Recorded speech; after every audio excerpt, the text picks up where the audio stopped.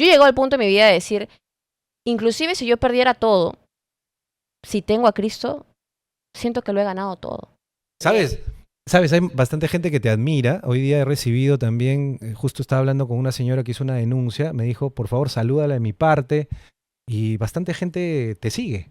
Qué bueno, muchas gracias. Bueno, en primer lugar, Dios te bendiga, Daniel, que Dios bendiga a todos los que también nos están sintonizando. Muy feliz de estar en este espacio y también muy feliz de recibir las muestras de cariño de parte de la audiencia. Sí, y hoy día vamos a hablar pues del impacto de la información, ¿no? La política y sus protagonistas. Estábamos revisando, tú has tenido ayer con Juan Diego una entrevista con el señor Antauro Humala, Sí. que fue bastante polémica. Mira, por circunstancias yo estuve justamente trasladándome y escuché toda la entrevista. Ajá.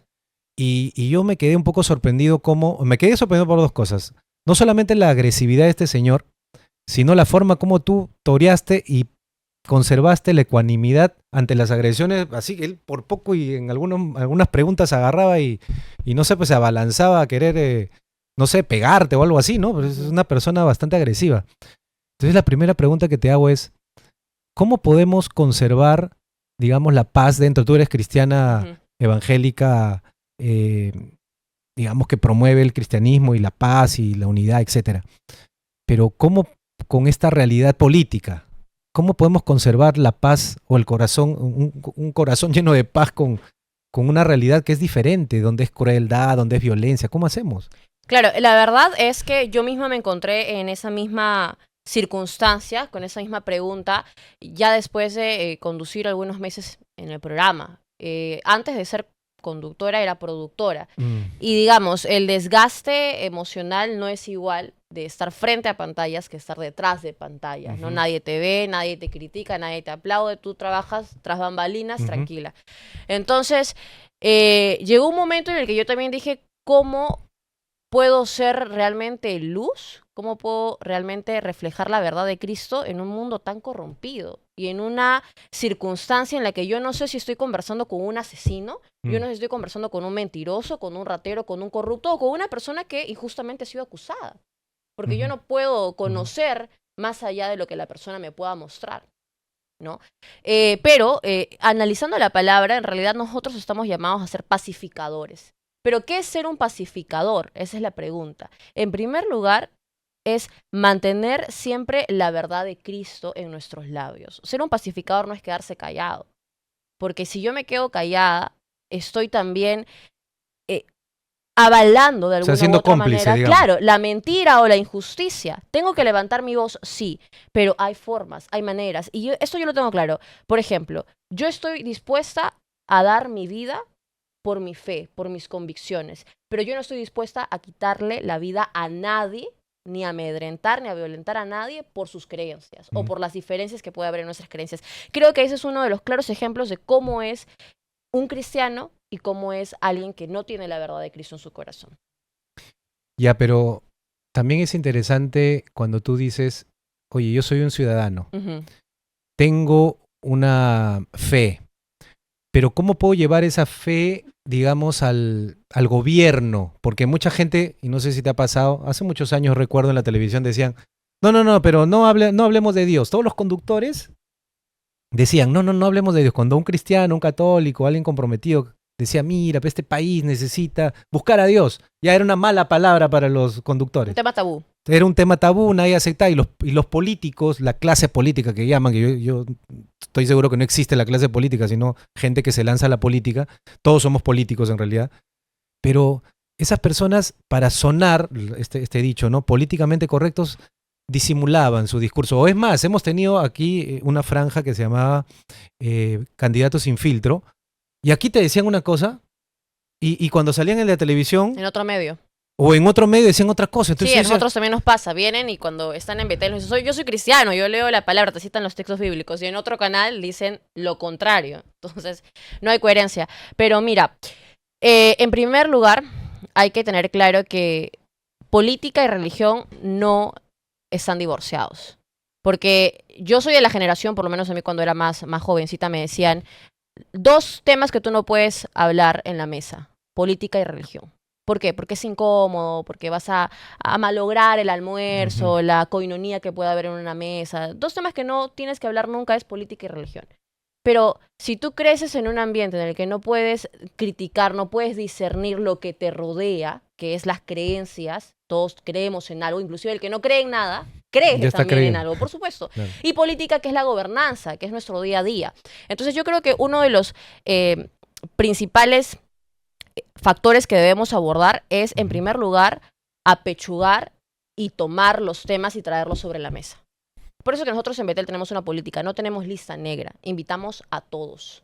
Y hay personas que nos dicen, pero ¿por qué invitan a la izquierda? ¿Por qué le dan cabida a Antaurumala? ¿Por qué le dan cabida a alguien que piensa muy radicalmente a ustedes?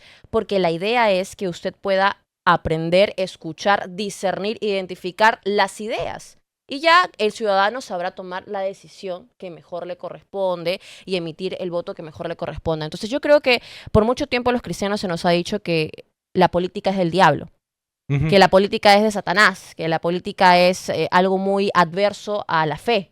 Y claro, cuando tú hablas de política, inmediatamente vas a hablar de corrupción, de blindaje, de impunidad, de malversación de fondos, qué sé yo, ¿no? Todo lo que es antagónico.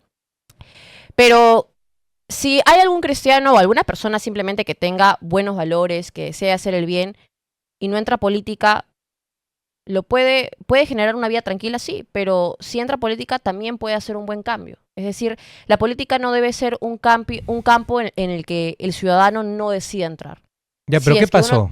¿En qué sentido? ¿Qué pasó? Digo, ¿cómo surgió ese cambio? Porque muchos pastores y muchos Ujú. sacerdotes también dicen, no hablemos, hermanos, de Ya. política. Algo tiene que haber pasado para que ahora sí se pueda hablar, Sí. o haya gente, digamos, como tú ahorita lo estás Ajá. explicando, donde ya, pues no, sabes que hay que hablar, hay que Ujú. entrar, hay que decir, hay que exponer. O sea, ¿algo cambió? Yo creo que uno de los puntos más radicales en la historia de nuestro país fue el año 2015-2016, cuando comenzó la batalla de la ideología de género en el país. Y cuando los cristianos, los católicos y hermanos de otras denominaciones dijeron, oye, ¿sabes qué? Nosotros tenemos divergencias. Y a lo mejor mucho tiempo hemos estado divididos, mirándonos mal, como que yo no creo igual que tú no crees igual que yo, pero si nos damos cuenta, tenemos más convergencias que divergencias. Y unidos somos una gran mayoría. Entonces, ¿por qué el Estado va a querer imponer ciertas medidas que atentan contra nuestra fe, que atentan contra nuestra moral, contra nuestras buenas costumbres en la vida de nuestros hijos? Entonces, cuando los padres sintieron que se estaba metiendo con algo tan personal, que era la educación de sus hijos, para traer ideología de género, y todo lo que ya conocemos hoy en día, que en ese momento inclusive era, porque yo me acuerdo que a mí me lo enseñaron así, ¿no? Yo estaba todavía en el colegio, me decían, no, eso es una falacia, se están equivocando, es un Están tema... exagerando. Sí, es una terminología, enfoque de género, pero no tiene nada que ver con querer sodomizar, con querer traer progresismo al país, están locos, están radicales, Sí, ¿no? sí, sí. Era una teoría de conspiración. Pero los padres reaccionaron y la iglesia reaccionó. Entonces la iglesia entendió, en primer lugar, que tiene que defender su fe, que tiene que defender de manera activa y pasiva lo que cree, porque si no lo hace, va a venir cualquier otro a meterse dentro de tu casa y a decirte, ¿sabes qué? Yo me voy a encargar de educar a tus hijos, yo me voy a encargar de darle las convicciones, las ideas, las materias a tus hijos y tú solo restríngete a creer en Dios en tu iglesia y en tu cuarto. O sea, Nada ser un más. cuidador nomás, Ajá. no un educador. Sí, entonces yo creo que a los padres de familia y el Perú despertó, y los cristianos despertaron cuando tocaron a sus hijos. Y eso nos habla muy bien de la iglesia en realidad, ¿no? Hoy los cristianos estamos unidos en general, me refiero a cristianos, a aquellos que creemos en Cristo, católicos, evangélicos, protestantes, adventistas, etc., etc., por defender aquello que la Biblia dice.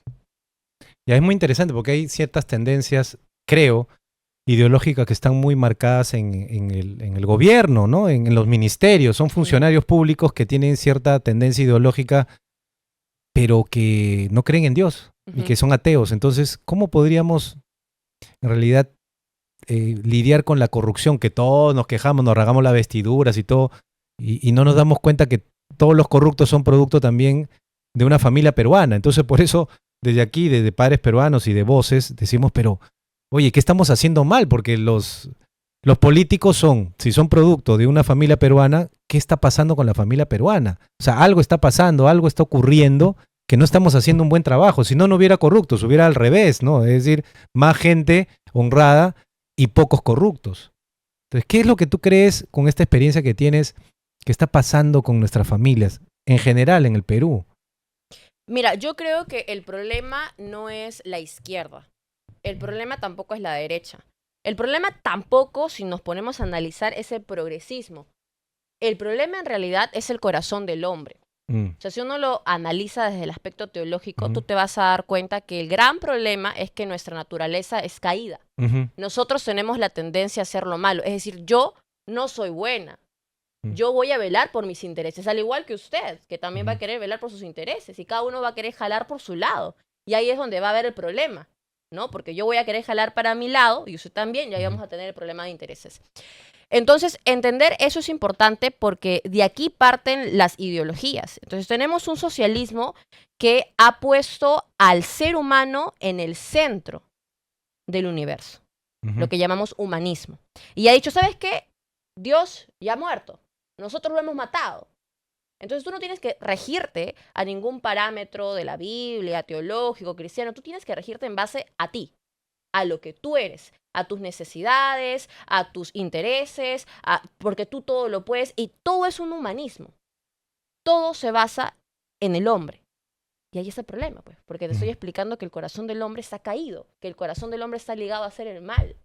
Y parte de una ideología sin Dios, una ideología atea, como Claro, también claro. lo mencionabas. Entonces de ahí parte todo el problema, de ahí parten todos los sismos, el feminismo, el socialismo, el ateísmo, el comunismo, el nazismo. XX. Tienen diferentes nombres, pero al fin y al cabo todos son malos. Y la derecha puede ser positiva en los fundamentos que tiene, pero igual también tiene sus vicios. Al igual que la democracia, por ejemplo. ¿Por qué? Porque al fin y al cabo... Pues la verdad no es democrática. Porque al fin y al cabo todo recae sobre el hombre. ¿Te das cuenta? O sea, puede ser que tú crees un sistema casi perfecto, pero ¿quién lo va a administrar?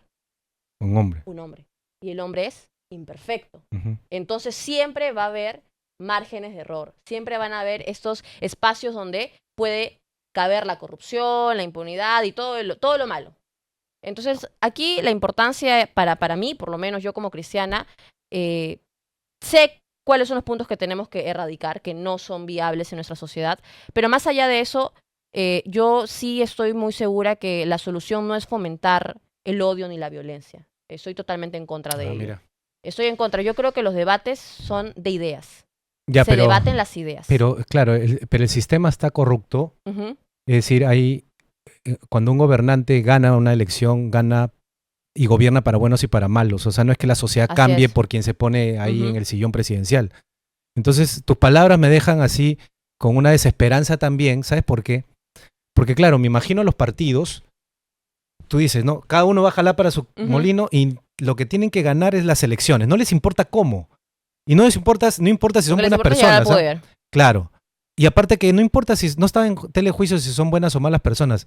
Por lo general van a actuar hasta cruelmente para ganar las elecciones, porque lo que cuenta en unas elecciones es ganar. No, el segundo puesto, el subcampeonato no existe en un partido que se respeta. Y van a hacer lo que sea para ganar. No importa si calumnian, no importa si tienen que matar, no importa, lo van a hacer. Entonces, se me viene este pasaje cuando Jesús dice, mi reino no es de este mundo.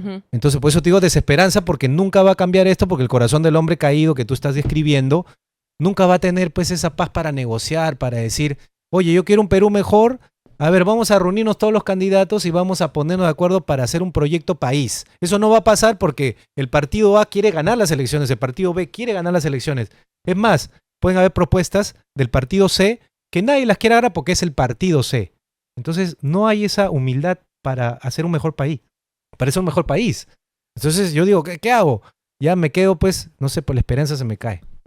Claro, puede ser una visión muy desoladora, porque al fin y al cabo, lo que estoy explicando es que todos somos malos y todos estamos ligados a hacer lo malo. Sin embargo, el hombre que es redimido por Cristo, según la palabra de Dios, es un nuevo hombre, es una nueva criatura. Hay un corazón transformado a la luz de Cristo.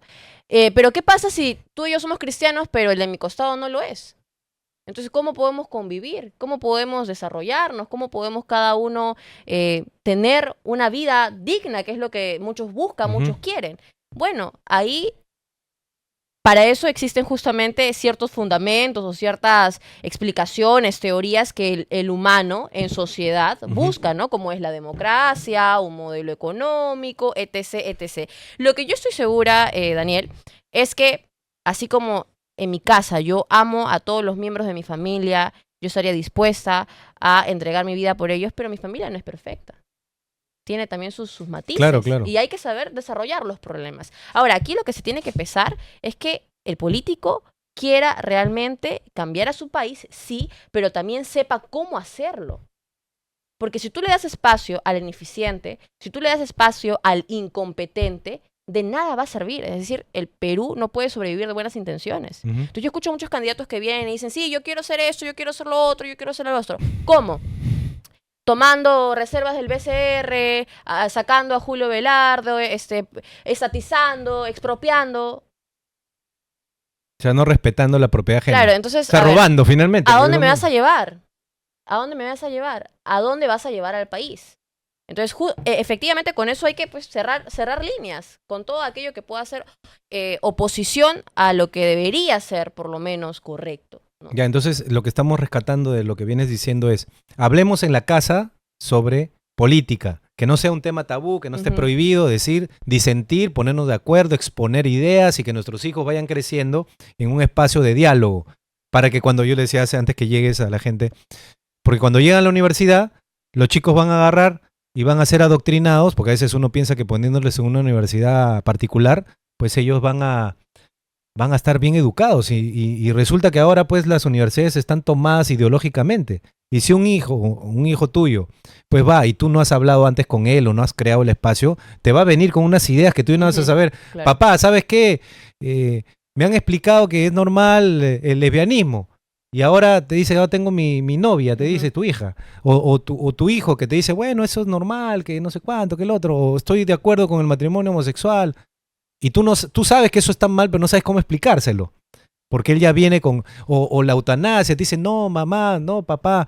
El aborto en caso de violación, ahí sí tenemos que estar de acuerdo, que por qué no. Y tú no sabes qué responder porque no te has educado ni has hablado con él a tiempo. O porque no es un tema que creas que es importante, porque también hay una brecha generacional entre los padres y los hijos, ¿no? Inclusive la forma en la que yo soy educada en la universidad, yo me doy cuenta, con la nueva generación no es igual, los cursos son diferentes, la malla curricular es diferente, tiene otros términos, intersexualidad, multiculturalidad, cosas que uno dice, a ver, aguanta. Tú estás estudiando ahorita Derecho, ¿no? Yo soy estudiante de Derecho y Negocios Internacionales, sí. Ya, ¿en qué universidad estás? En USIL, allí, muy cerca de acá. Ah, ya, estás en una universidad particular. Ya, Juan Diego ha estado en San Marcos. Juan Diego es sanmarquino, sí. Juan Diego te ha contado también todas las cosas que ha vivido él. Sí, claro. Ya él tiene años de egresado, pero la Universidad Mayor de San Marcos siempre ha tenido una inclinación ideológica, ¿no? Y la verdad es que hoy en día las universidades han dejado de ser centros donde el saber, el conocimiento se pueda esparcir de manera prolija y cada quien pueda decidir qué averiguar, qué investigar, en qué creer, y se han convertido en centros de adoctrinamiento, porque eso es lo que hace el progresismo, es una imposición, es una dictadura en realidad, ¿no? Una dictadura del pensamiento. Y aquel que piense diferente lo vamos a lapidar. Primero lo vamos a jalar del curso. Sí, claro. Entonces, todos con miedo. ¿Ustedes creen que los chicos de la Universidad Pontificia Católica del Perú, que en realidad de Pontificia y Católica ya no tiene nada, pero bueno, que no protestan, no están siendo acosados internamente por sus otros compañeros que sí lo hacen? No sé si ustedes se acordarán de aquel post negro de Merino renuncia ya. Me acuerdo mucho que era prácticamente como un totalitarismo. Todo el mundo tenía que postear esa imagen y aquel que no lo posteaba te reclamaba y te decían, a ti no te importa el Perú, a ti no te importa tu país. Y me acuerdo mucho inclusive que la polémica surgió porque estos chicos que participan en realities hacían sus historias y ellos no tienen nada que ver con política. Y la gente les reclamaba y les decía, ¿por qué ustedes, que son figuras públicas, no se pronuncian ante la situación? Pero en realidad lo que ellos querían no es que se pronuncien, lo que ellos querían es que piensen igual que ellos. Es decir, que pongan su post que diga, Merino renuncia ya. Entonces, eso no es promover pues la libertad de ideas, eso es promover que todos pensemos igual. Y si no piensas igual que yo, te la pido. Si no piensas igual que yo, te aplasto civilmente, ¿no? Y me burlo de ti y te hago quedar mal. con esta falsa autoridad moral o autoridad intelectual de la cual se sabe vestir el socialismo del siglo XXI. Ya, pero tú sabes, tú crees que ya eso esté al descubierto, es decir, que ese falso disfraz Ujú, ya se haya caído, porque tú me estás hablando del año 2020, ¿no? Esas protestas de noviembre, el 15 de noviembre, si mal no recuerdo, donde ¿cómo se pusieron? La generación Generación del Bicentenario, claro, generación del generación del Bicentenario, que después Bicentenario. le empezaron a llamar generación equivocada, porque en Ajá. realidad lo que hicieron fue destruir el país con sus protestas, ¿no? Porque, yo no sé, ¿será porque estamos metidos en esto? Dice, ¿pero qué están haciendo? Ujú. O sea, ¿qué están haciendo? Están provocando algo que va a dañar al país. Pero es que no se dan cuenta, porque son parte del rebaño, son borreguitos. Y ese es el problema de muchos jóvenes del día de hoy. ¿Hasta ahora tú crees que sí el Claro, problema? hasta ahora hay muchos jóvenes que son borregos, que simplemente por quedar bien o porque yo creo, a ver, hay ¿Cuántos muchos años tienes tú? 25. Ya, tú Hay tienes muchos, entonces, estás sí, en es la mi misma generación, es mi ya. O generación, sea, por eso no lo te digo. importa que te odien ellos. No tengo ningún problema. Yo, es más, en la universidad, cuando hay debates, yo siempre he salido a hablar sin ningún problema y con mucho respeto también. Ya. Porque así como pido respeto por mis ideas, también tengo que respetar las ideas de los demás. Ajá. No tendría sentido que yo insulte, que yo maltrate y diga tú eres un tal por cual al que piensa diferente. Claro. Que yo estaría actuando igual que esa persona. Sí. Y eso no es lo que queremos, ¿no? Al fin y Ya. al cabo. Pero sí. ¿Y cómo te va? ¿Cómo ves tú la respuesta? Tú le dices, no, pero aquí esta es mi propuesta y te dicen que estás equivocada, te sientes atacada No, por yo lo que por lo menos propones. en mi universidad UCIL en realidad no es una universidad muy política, es apolítica en realidad. ¿Ah, sí? Sí, se enfoca más en los negocios, a lo mejor sí tiene cierta parte de progresismo en la malla curricular, pero no es tan severo, no es tan severo como a lo mejor en la PUC o como a lo mejor La en UPC. la UPC o en la Universidad Mayor de San Marcos. Yo por lo menos no lo he visto así, a lo mejor porque yo también tengo una malla de hace ya 5 años, pues aproximadamente. Las nuevas mallas pueden ser que sean diferentes. Nunca he tenido ningún problema, pero lo que sí he percibido es lo que te estoy comentando. Jóvenes que tienen miedo, que a lo mejor pueden pensar igual que tú o pueden pensar diferente, pero tienen miedo. Tienen miedo a ser esa voz disidente, tienen miedo a ser los raros del grupo. Y por presión social, que es lo que pasa mucho a esa edad, se cohíben o simplemente deciden seguir lo que hacen los demás. ¿Y cuál sería tu consejo para perder ese miedo? En primer lugar, informarse. En primer lugar, conocer, leer, investigar. Y yo aquí creo que hay un tema muy importante, no evaluar los hechos de manera subjetiva, sino de manera objetiva. Hace poco escuchaba un extracto de una interacción entre Marisol Perestello y Carlos Spa.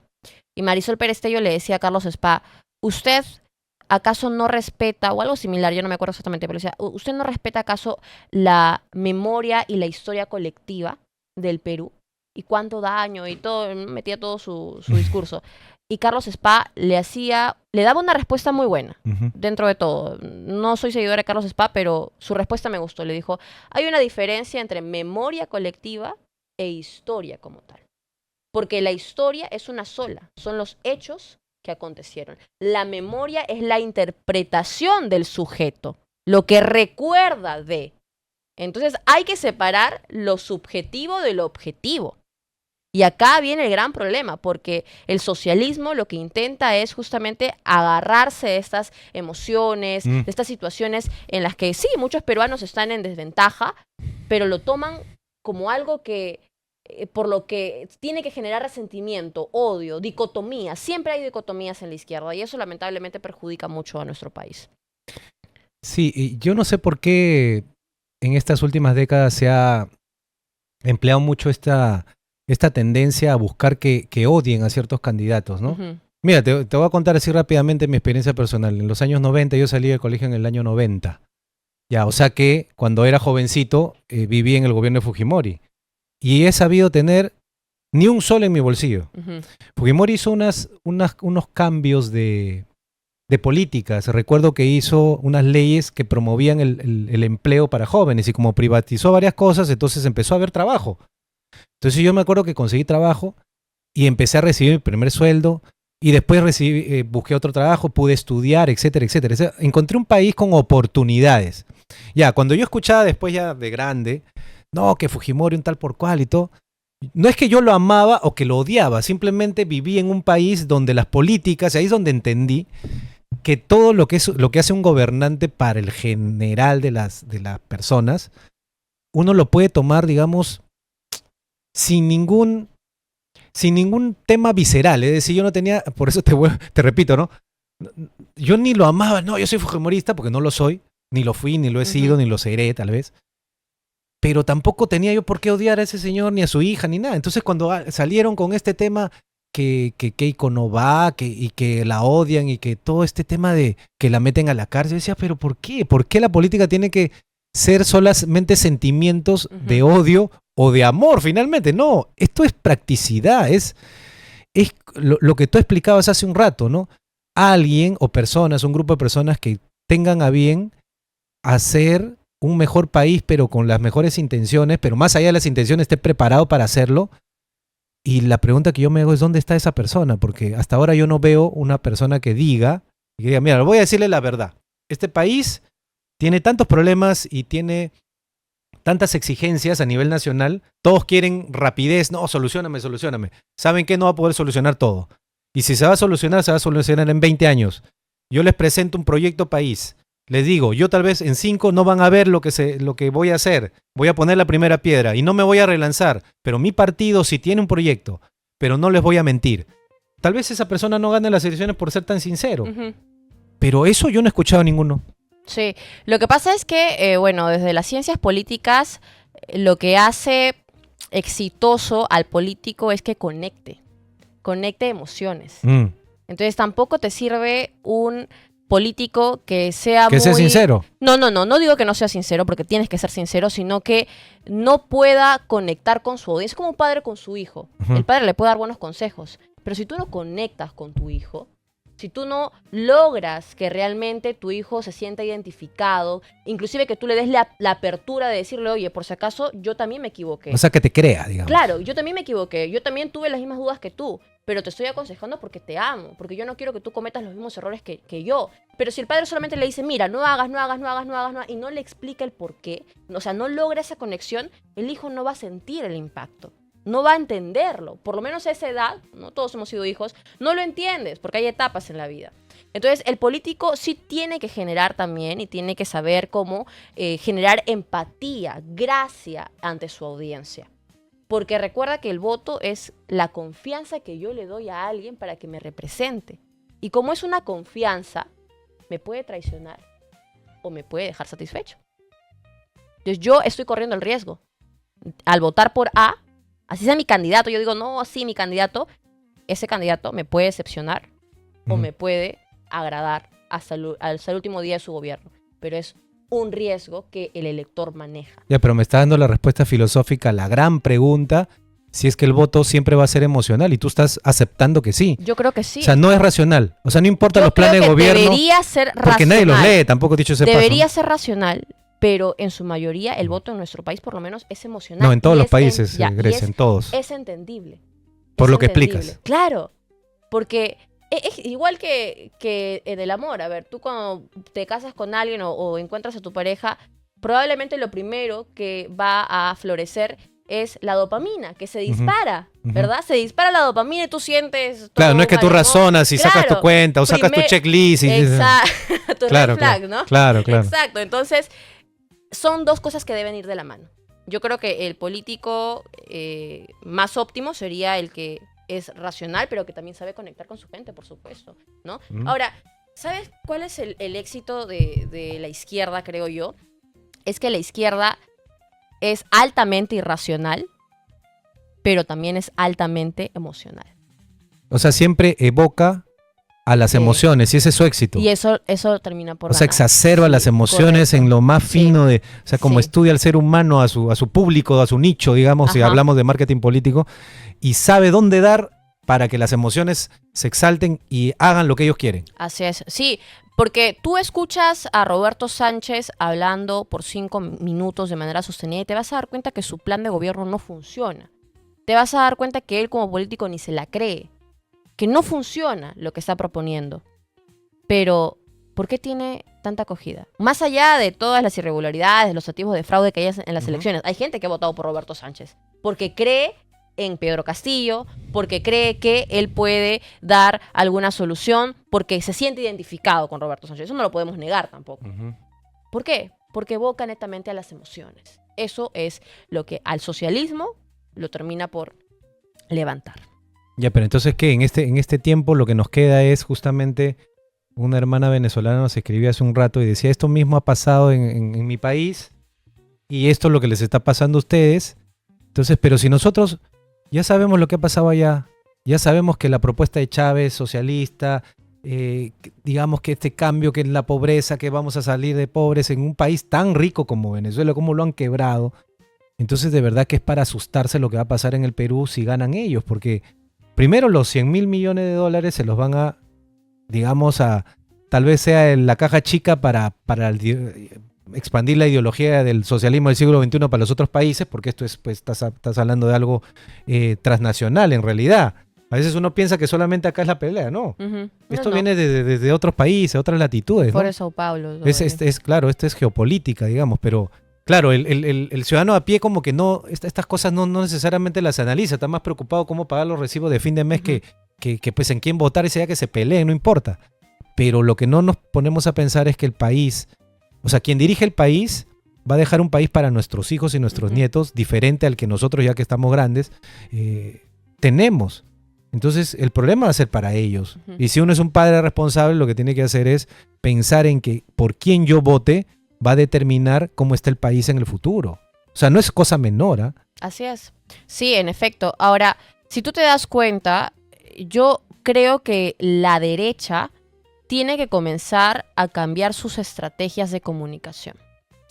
Porque el decir que el Perú se va a convertir en Venezuela y Cuba, a nadie le asusta ya. O sea, hemos llegado a tal punto de, ¿cómo podríamos llamarlo? Indiferencia o de incredulidad, que ya, que tú le digas a alguien, oye, despierta, ¿podemos convertirnos en un Cuba, en un Venezuela? No le asusta. Porque la mayoría de los votantes de Sánchez son personas de muy bajos recursos. Son personas que no tienen nada. Nada que perder, digamos. ¿Qué van a perder? Exacto, ¿qué van a perder? Pero escucha lo que le dice Sánchez, o lo que le dice López Chao, o lo que le dice otro candidato de izquierda. Yo voy a tomar las reservas del BCR y te las voy a dar a ti. Voy a hacer obras. Entonces, le solucionas el problema a corto plazo. Sí, claro. Lo que no le dicen, eso se acaba y después se vuelven más pobres y todos pobres. Por supuesto, no es sostenible. Exacto. No es sostenible. O sea, es como el bono, ¿no? Se te acaba el bono y ya fue, pues, ¿no? Sí. Te duró un mes, ya fue.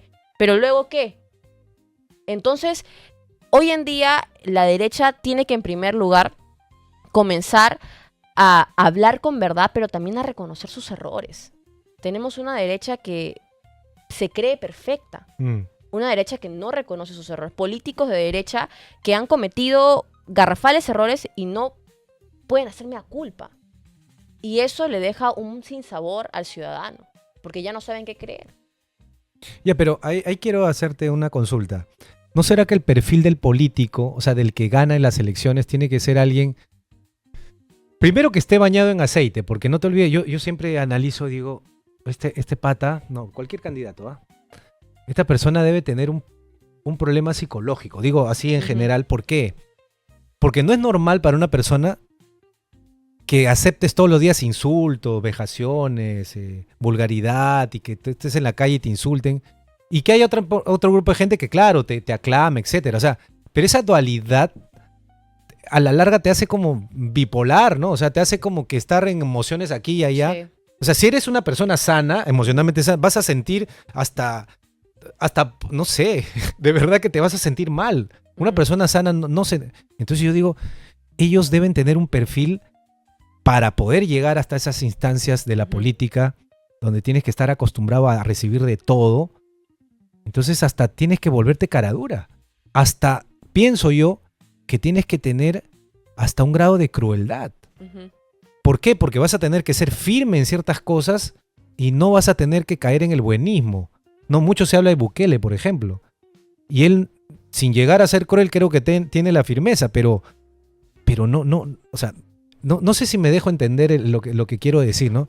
Ese perfil es un perfil que nos puede asustar, pero a la vez que podría ser necesario, porque una persona débil no podría sostenerse, hablando del sostenimiento, que algo sea sostenible, no podría ser sostenida en el tiempo, sino es un buen líder Ujú. que tenga el coraje para resistir un país con toda esta diversidad, divergencia que hay, con esta gente que si no está de acuerdo contigo te revienta la luna y te rompe todo. O sea, ¿cómo lidias con un país así tan dividido? Es muy complicado. Sí, yo creo lo mismo. O sea, yo creo que aquel que se mete en política debe pensarlo 5 veces, por lo menos, ¿no? Porque no solamente eres tú, es tu familia también, es tu reputación, es tu trabajo, es tu vida, es tu estabilidad emocional, son muchas cosas. Pero creo que aquel que tiene ese deseo, yo creo que, a ver, cuando hablamos, por ejemplo, de cristianos en la política, algunos dicen, entonces todos tenemos que ser políticos, o sea, todos tenemos que participar de política de manera activa, ¿no? Por ejemplo, como congresista, como diputado, o trabajando en algún ministerio, y la verdad es que no, pues no todos vamos a ser políticos. Algunos serán médicos, otros serán pastores, otros serán amas de casa, es decir, cada quien tiene un propósito en la vida. Y ese propósito, por eso es importante la vocación de servicio, ¿no? Cuando uno ama lo que hace, cuando uno está convencido de que realmente ama lo que hace, lo disfrutas. Ujú. Y por eso es importante que el adolescente descubra cuál va a ser la vocación, porque toda su vida se va a dedicar a eso, ¿no? O el joven o el adolescente. Entonces yo creo que el político tiene que sentir eso, tiene que tener un amor por el país, por servir, que sobrepase todas las vicisitudes que va a tener que enfrentar. Ahora, también es importante algo que a todo estudiante de Derecho se le enseña, que es el control del poder o el equilibrio del poder, ¿no? Por ejemplo, Nayib Bukele es un excelente mandatario. Es una persona que ha cambiado el patrón de gobernabilidad en un país tan complicado que, como tú dices, ha tenido las agallas, los pantalones para hacerle frente a organismos internacionales que, como él mismo dice, nunca se pronunciaron cuando el país estaba siendo violado, estaba siendo maltratado, asesinado por estos delincuentes, pero ahora que tienen a los delincuentes en la cárcel, ahí sí recién se pronuncia. Pero también es importante que todo mandatario, sobre todo los mandatarios sensatos, sepan controlar el poder, sepan equilibrar el poder. Es decir, Nayib Bukele, por muy bueno que sea, no puede controlar todo el poder él. No lo puede hacer. No lo debería hacer. Ya, Porque si no, en algún momento se puede convertir en un tirano. porque es humano. Porque es humano. Porque en algún momento se puede convertir en un dictador. Está hecho de material frágil, carne y Por hueso. supuesto. Y por eso uno tiene que saber cuáles son sus límites. Claro. ¿No? Oye, hasta aquí nada más, tú te vas a encargar de esto, tú te encargas de esto, y luego nos sentamos y conversamos y vemos cuáles son los puntos. Por eso que es bueno la oposición en política. Pero puede ser que esté preparando a su esposa, que es una mujer muy preparada también, dicho sea de paso. Puede ser, pero por ejemplo, hubo una medida, yo soy pro Bukele, a mí me gusta mucho Bukele, creo que también algo muy diferente de él es que él es un presidente cristiano, o sea, como tal, más ¿sí? allá de creer en Dios, es practicante. ¿Pero como se hizo tal. cristiano después de ser presidente o antes de ser presidente? Tengo entendido yo que es antes Ya. de ser presidente de la República. Ahora, pero hubo una medida en El Salvador en la que él aprobó que haya reelección inmediata, indefinida. Ujú. Eso me pareció peligroso. Porque claro, él puede decir, pero si es que los salvadores me quieren seguir eligiendo, yo me puedo volver a reelegir 5 años más, 5 años más, 5 años más, 5 años más, 5 años más, 5 años más. Ya, ok. Pero, ¿y si viene otro? Si viene otra persona, ya no es Bukele, los salvadores dicen, no, ya no lo queremos, queremos otra persona. Y entra un Hugo Chávez, por ejemplo. Entonces, una persona así va a poder reelegirse cuantas veces quiera. Claro, echa la ley, echa la trampa. Exacto. Entonces siempre hay que tener mucho cuidado con esos temas porque a largo plazo te pueden jugar en Claro, contra. ser un boomerang. Es lo Correcto. mismo que yo pienso con respecto al tema de la pena de muerte, ¿no? Ujú. Soy un convencido que la pena de muerte no debe ser. Hay gente que me dice, no, que tiene sus razones, ¿sabes? A veces son razones muy entendibles. Hay un policía reconocido que dice hay personas que no son recuperables y me explica por qué, porque he estudiado este tema de ácido forense, etcétera. Entonces dicen, no, hay personas que no se pueden recuperar, son asesinos en serie, etcétera. Esa persona no la puede recuperar.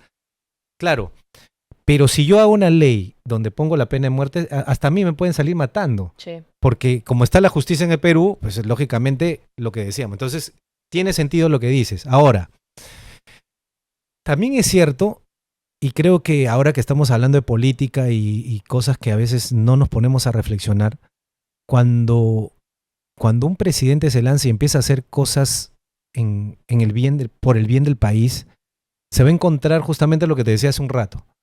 Tú gobiernas para buenos y malos, pero los malos van a querer que no los persigas y ellos se van a defender, porque son malos, pues ellos no tienen escrúpulos. Tú vas a jugar con reglas desiguales, tú los vas a perseguir y ellos te van a buscar y te van a matar. Y tú decías algo muy interesante, y la familia, y claro, yo le he hecho pregunta acá a políticos, candidatos. Y usted sabe en lo que se está metiendo. Usted sabe que pueden decirle, señor, yo sé dónde trabaja su esposa, yo sé dónde estudian sus hijos, así que recibe el maletín nomás. ¿Sabes que va a pasar eso? ¿Sabes que eres consciente que, o sea, mejor dicho, está tu vida en juego?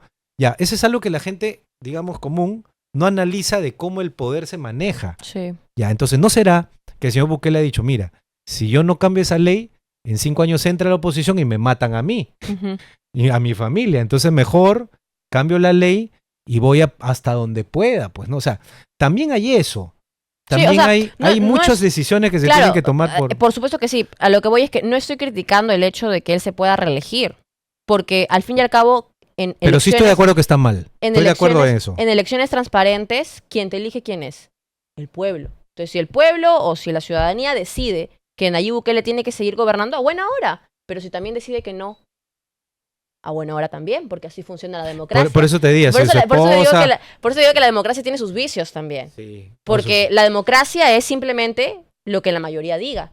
Y la mayoría se puede equivocar. Eso de que la voz del pueblo es la voz de Dios es mentira. Es mentira, sí. Si no, veamos el caso de Pilatos, ¿no? Claro, no es mentira. Eso es algo veamos que ya nos hemos descubierto. De la Alemania nazi, que tenía una alta popularidad de Adolfo Hitler, ¿no? Entonces, la voz de Dios no es la voz del pueblo, pero vivimos en democracia y tenemos que aceptar los pros y los contras de la democracia. Ahora, un principio muy importante que yo creo que Nayib Bukele y todo buen gobernante debe manejar es que un buen líder genera líderes. Un buen líder ese es un buen punto.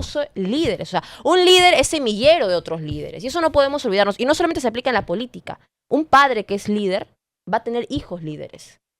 Un pastor que es líder va a tener ovejas líderes. O sea, deja escuela. Correcto. Y eso falta mucho en la política. O sea, hay políticos que buscan robustecerse. Sí, robustecerse.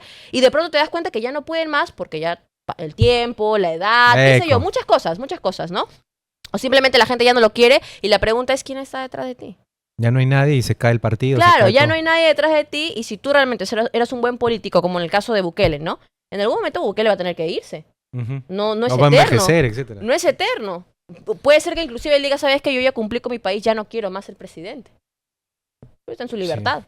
El punto es que alguien tiene que tomar esa batuta. Siempre, yo creo mucho en el cambio generacional. Debe haber cambio generacional, es bueno. Ya, entonces tú no crees, yo alguna vez escuché una reflexión que decía, las cosas de Dios no necesariamente están, o creo que decían no están, yo estoy diciendo no necesariamente están, ni en la fama, ni en el dinero, ni en el poder.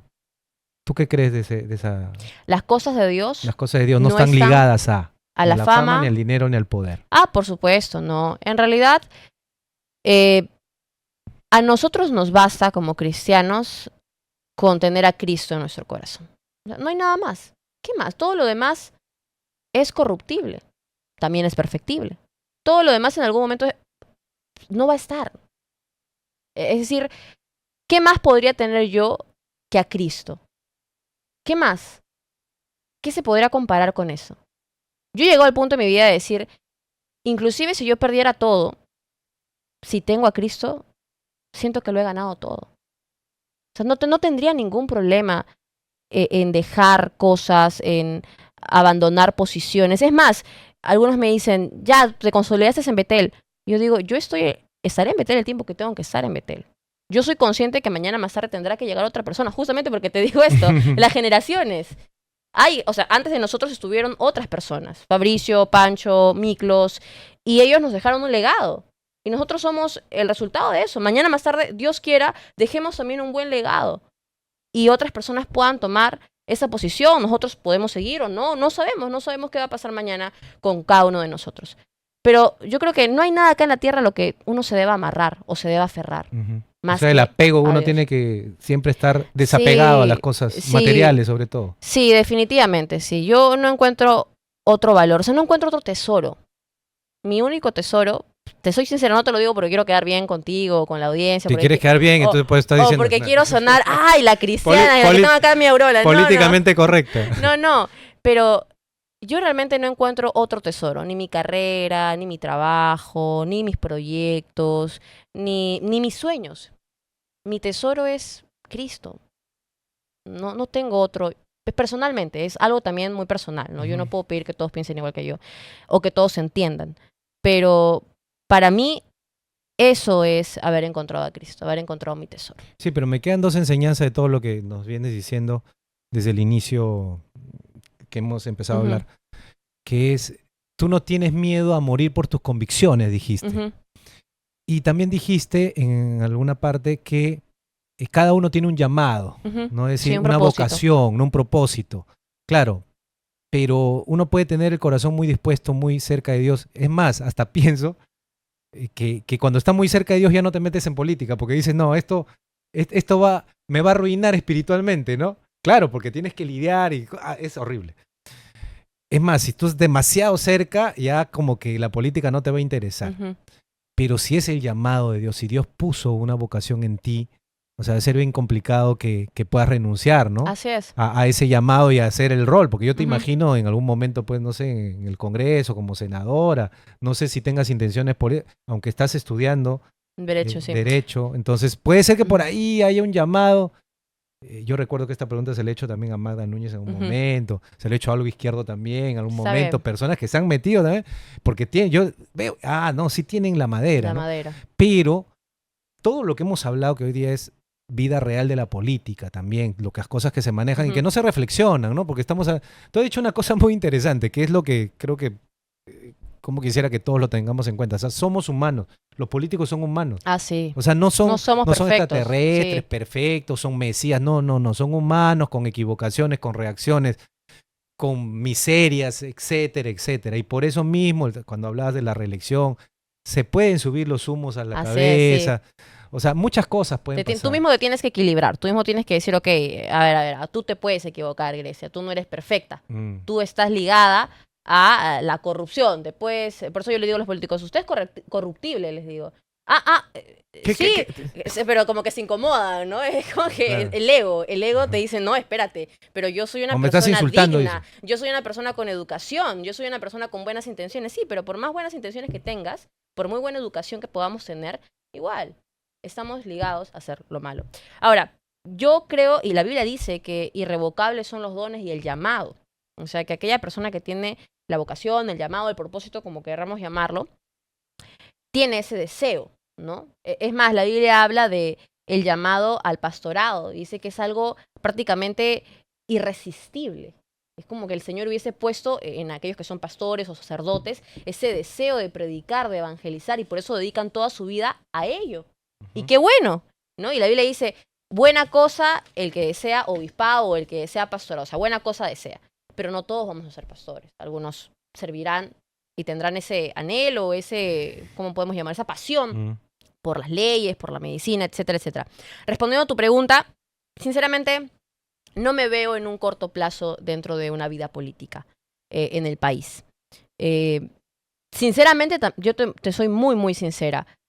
Yo soy una persona, por mi forma de ser, a mí me gusta planificar las cosas. Me gusta tratar de tener el control de todo lo que yo pueda. Ya. Pero yo he entendido que yo no puedo controlar todo. Ujú. Hasta que te enamores eso va a cambiar. Yo he entendido que yo no puedo hacer que todo salga como yo quisiera. Ajá. Y he aprendido a obedecer la voluntad de Dios y saber que Dios muchas veces va a cambiar Ajá. el destino de mi camino.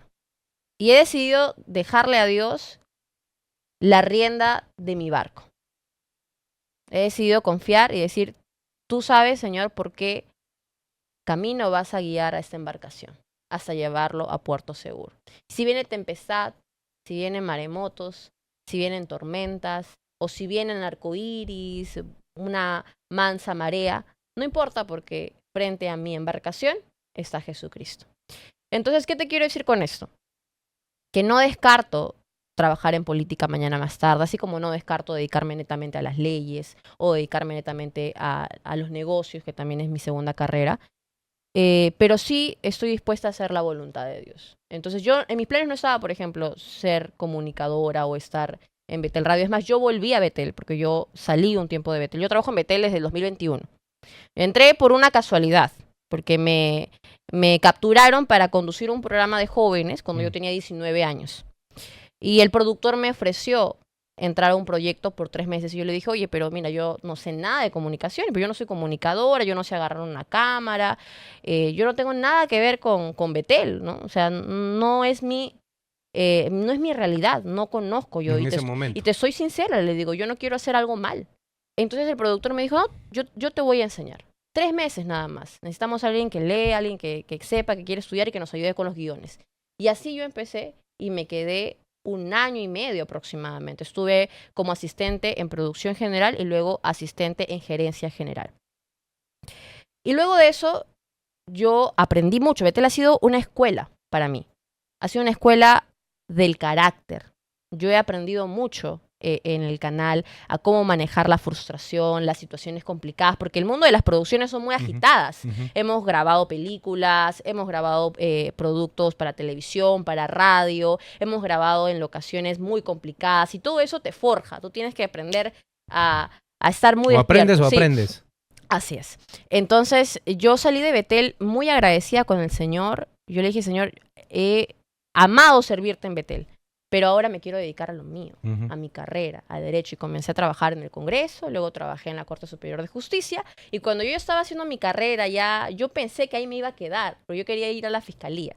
Yo quería dedicarme al derecho penal. Y yo dije, acá me asiento, este es mi lugar. Dije, me gustaba mucho el ambiente, me gustaba mucho el trabajo que estaba desarrollando. Y ahí pensé yo que podía ser línea de carrera. Y ahí es donde me vuelven a llamar de Betel y me dicen, oye, hemos adquirido la FM. Vamos a estar ahora en FM y vamos a contar con algunas figuras, comunicadores. Queremos una productora que sepa hacer política, que sepa de leyes, que tenga tu perfil. Entonces yo dije, no, ¿qué va? ¿Por qué voy a dejar mi plaza del Estado para volver a Betel, a un lugar donde no es, al fin y al cabo, no es lo que yo estoy estudiando? Entonces yo dije, no, ¿Qué tal dilema? no, sí. Y me acuerdo que un pastor fue el que me hizo la oferta y yo le dije, mire, por todo lo que yo veo, yo entiendo que es un no. O sea, no tiene sentido, le digo. No tiene sentido que yo abandone mi estatus laboral, una plaza en el Estado, mi línea de carrera, mis ambiciones personales para volver a un medio en el que no me voy a desarrollar en mi carrera. Pero le dije, déjeme una semana que quiero orar, porque yo creo que Dios responde y que Dios habla. Entonces, esa semana yo me dediqué a pedirle a Dios que me responda y que me diga qué es lo que tengo que hacer. Claro, no es haber sido tú el que me ha presentado esta Entonces oportunidad. yo le dije, Señor, mire, yo quiero estar donde usted quiere que yo esté. Y yo volví a Betel. Entendí que tenía que volver a Betel. Y yo dije, volveré por 3 meses, pues ya luego dejo asentada la producción que me corresponde, que me van a asignar. Y en ese entonces en Betel no había prensa ni siquiera. O sea, era solamente radio, la propuesta de Betel Radio, entrar a Betel Radio para la FM. Un mercado totalmente nuevo para la emisora, para Betel, porque siempre habíamos estado en AM, por lo menos en Lima, no en la FM. Y unas semanas antes, Daniel Marquina hace el anuncio oficial y dice, por si acaso Radio Oasis ya no va a ser Oasis, ahora va a ser Betel. Y esa noticia se hace viral por todas partes y había mucha expectativa, no solamente por parte del público de la iglesia, o sea, el público cristiano, sino por el público que no es cristiano. Y decía, ¿ahora qué vamos a escuchar en la 100.1 de la FM? ¿Va a entrar una radio religiosa? ¿Qué van a poner? Entonces había mucha expectativa. Yeah. Y yo dije, bueno, seguramente ingreso, me desarrollo unos 3, 4 meses y ya luego me vuelvo a lo mío. Y poco a poco se fue abriendo camino. Y ahí fue aperturándose el área de prensa, la producción, entraron otros talentos, comenzamos a producir. Y ahí es donde llega, prácticamente el canal tuvo la confianza y decían, ¿sabes qué? Tú vas a ser la que continúas. Entonces, sinceramente, si yo me pongo a pensar, yo digo, Nunca lo planifiqué, nunca lo pensé, pero si es la voluntad de Dios, aquí estoy. Y también hasta que Dios diga, porque no todo es para siempre. Todo tiene su fin. Todo tiene su fin. Pero yo creo que uno siempre va a ser feliz en el lugar donde Dios quiere que esté. Esa es mi plena convicción. Ya, pero también justamente la lección que queda para todos nuestros amigos que están conectados es, a veces hay desvíos del camino Sí. que son producto de un llamado de Dios, Ujú. ¿no? O sea, nuestros planes a veces cambian porque Dios quiere algo mejor para nosotros. Ujú. A veces no es lo lógico, Sí. a veces es lo ilógico, ¿no? No, es bonita enseñanza y bueno, ya nos hemos pasado un poco, disculpa porque Uy, perdón. No, por ti Me- digo, porque tú tienes el tiempo súper apretado, pero quisiera que nos des un último consejo ahí para todos los amigos de Voces, de este programa producido por pares peruanos, pero necesitamos una experiencia como la tuya, ¿no? Para poder entender más cómo se ve esto de la política, alguien que está pues en contacto diario con políticos, etcétera, para un poco aterrizar pues los conceptos y poder hablar pues de vida real. Y también qué bonito con los mensajes que has dado con respecto a cómo Dios también desde nuestro corazón puede convertirnos en agentes de restitución de la honradez, de las buenas maneras, ¿no? En la política y en el Perú en general, ¿no? Ujú. Porque también, como bien decías, muchos decimos, no, es que la política es sucia, corrupta, Ujú. etcétera. Pero, claro, quienes hacen la política son los protagonistas actuales. Ujú. Pueden haber otros protagonistas cuando cambiemos de protagonistas. Correcto. Y podemos tener pues otra cosa que todos queremos en realidad, ¿no? Gente proba, gente capaz, gente inteligente, gente buena, que reconozca sus errores y que recapacite y los haga y haga bien las cosas, que tenga ese sentido de liderazgo y de bien común, etcétera, etcétera, ¿no? Eso queremos. Entonces, yo creo que se puede. Creo que hoy día has inspirado a que tengamos un poco de esperanza. En algún momento dije, oye, suena desesperanzador. Ujú. Pero creo que sí, yo me quedo con este tema del liderazgo, ¿no? De decir, yo no soy el Mesías, pero puedo dejar líderes, porque un buen líder está acá, deja su escuela acá y de ahí da un paso allá y sigue, no tiene miedo, porque hay mucha gente pues que no tiene personalidad, que tiene miedo, no, yo no enseño o yo no dejo un líder porque pienso que me va a opacar. O me va a quitar el puesto. Sí, Ujú. eso. Sí. Y a mí me parece, ese ya no es líder ya, porque ya Sí. perdió lo más interesante que tiene un líder, que es enseñar, dejar escuela. Yo Ujú. me quedo con esa lección que has dejado. ¿Qué tal si nos das un mensaje final para nuestros amigos? Claro, yo creo que todos podemos ser parte del cambio. Y esto va a sonar muy, muy general o muy cliché, pero es que en realidad es cierto, Daniel, tú desde tu posición haces un gran trabajo. Hoy con ese micrófono, pero en tu casa formando a tus hijos, en tu casa amando a tu esposa. La persona que nos está escuchando, que puede ser doctora, arquitecta, hace también un buen trabajo haciendo bien el trabajo que le corresponde, ¿no? Es decir, laborando. Entonces yo creo que todos podemos hacer un cambio y sumar con un granito de arena, pero empecemos con nosotros mismos. Porque a veces pedimos que el político cambie, que aquel que nos está gobernando cambie, que nuestro pastor cambie, que nuestro sacerdote cambie. O sea, siempre miramos hacia Al otro, arriba. hacia Y en afuera. realidad deberíamos mirar nosotros mismos. ¿Qué es lo que yo tengo que cambiar? O sea, empieza conmigo, Señor. Si algo tiene que cambiar, empieza conmigo. Y yo puedo hacer un gran cambio. Por ejemplo, yo te digo algo. Yo creo que soy el producto de lo que Dios ha hecho en mi vida, pero también de excelentes personas que me han rodeado y me ha tocado conocer y aprender. Y de personas que me han dado la apertura y me han dicho, Grecia, yo quiero contar contigo. Me han dado esa confianza. La Grecia de 5 años probablemente no tenía ese mismo conocimiento, esa misma capacidad, lo muy poco que puedo tener o lo mucho que puedo dar, pero todo eso es porque ha habido personas que me han ayudado. Entonces, qué importante es que entre todos sumemos, entre todos ayudemos. El liderazgo, aunque parezca algo muy cerrado, algo muy, a lo mejor no tan trascendental, es realmente un cambio y una puerta para que las cosas puedan ser diferentes en nuestro país. Bueno, muchas gracias, Grecia, por haber venido, por la diferencia con este programa. Y bueno, esperemos que en un tiempo no tan largo estés por aquí de nuevo. ¿Y qué tal si vienes con Juan Diego, una de esas? Claro, claro que sí, con Juan Dieguito, mi compañero, mi partner. Excelente, saludos para él también. Bueno, con nosotros será hasta el próximo jueves, Dios mediante, aquí en Voces a través de Origen Extreme. ¡Chao!